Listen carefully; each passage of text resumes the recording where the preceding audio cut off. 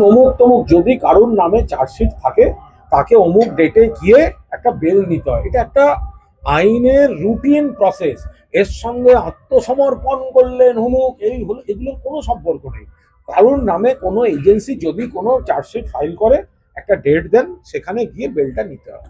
সন্দেশখালীতে আজকে সিবিআই হানা দিল, আমি বলতে পারবো না। এরা এতদিন ওই প্রধানমন্ত্রী আসার পর হঠাৎ তাদের এজেন্সিকে মনে হয়েছে এখানে যাই ওখানে যাই, 1 বছর ধরে তো যাননি কেন, এখনো বাকি আছে কেন, যদি যাওয়ার দরকার পড়ে কেন? এগুলো সব পলিটিক্যাল গতিবিধি, পলিটিক্যাল মুভমেন্ট। যেমন আমি রাখি না, কেন রাখি? শান্তনু ঘোষ বেঁচে গেছে, শান্তনু ঘোষ প্রচুর নাম করে ফেলছে, পরের গানে ঘোষ জুড়লে শান্তনু ঘোষ যোগ করে দেবে।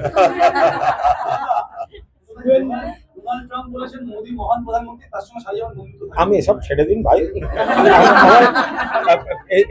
আমি এসব শুকনো কথা আমাদের বক্তব্য নয়। পহেলগাঁও অ্যাটাকের পর যখন পাকিস্তান এবং ভারত রেশারেশি হচ্ছে, তখন নরেন্দ্র মোদী সাহেবের কোন কোন আন্তর্জাতিক বন্ধু কি কি রোলে ছিল সেগুলো আমরা সবাই দেখেছি। ফলে এখন শাক দিয়ে মাছ ঢাকার গল্প আমাদের যেন না।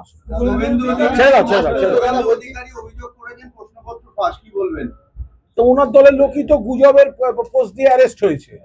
এই যে এতগুলো ছেলে চাকরি হবে, এতগুলি মেয়ে চাকরি পাবে, এতগুলি পোস্ট স্বচ্ছতার সঙ্গে পরীক্ষা হচ্ছে, ওরা মন থেকে নিতে পারছে না, তাই গুলিয়ে দিতে নেমেছে। Thank you. কোনো কাজের কথা না, এটা কোনো কাজের কথা।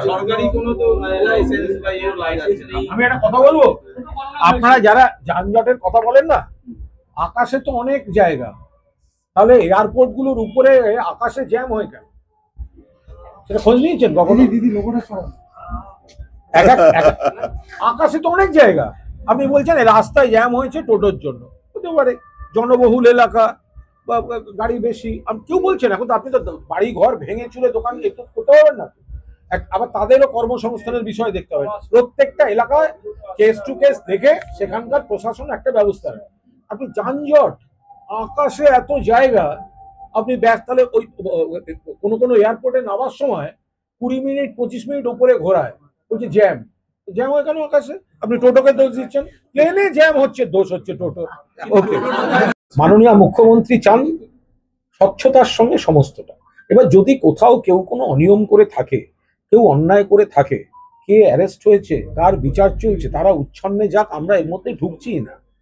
কিন্তু বাকি অংশটা সবাই চাকরি পাক, নতুন যারা আছে চাকরি পাক। কিন্তু এই রাম বাম এবং কং এরা কোর্টে গিয়ে জটিলতা তৈরি করছে। আপনি ভাবুন, একটা ফ্রেশ পরীক্ষা হবে, যেই মুহূর্তে জানতে পারলো 35,000-এর বেশি সিট, এতজন চাকরি পাবে, ফলে পরীক্ষার মুখে কোনো অভিভাবক কখনো নতুন ছেলে মেয়ে যারা পরীক্ষা দিচ্ছে তাদের পরীক্ষার আগের দিন কেউ মানসিকভাবে ডিস্টার্ব করে? এই বিজেপি করে, কারণ তারা চায় না চাকরি হোক, তারা নতুন ছেলে মেয়ের ভালো চায় না।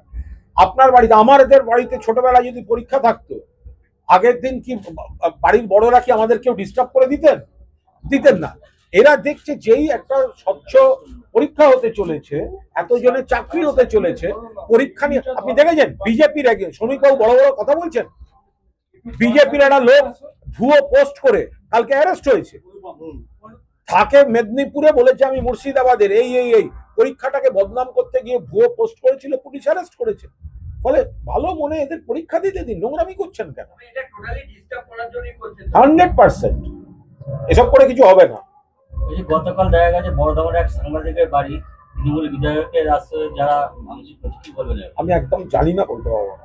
আমি এক বাক্যে আমি সাংবাদিকদের উপর কোনো আক্রমণের বিরুদ্ধে, কিন্তু কোন কেস টু কেস না জেনে আচমকা আমি কোনো বলতে পারবো না, কারণ আমি একটা প্রফেশনাল, ফলে আমি জানি, ফলে আমি কেন কি হয়েছে না জেনে আমি কোনো মন্তব্য করবো।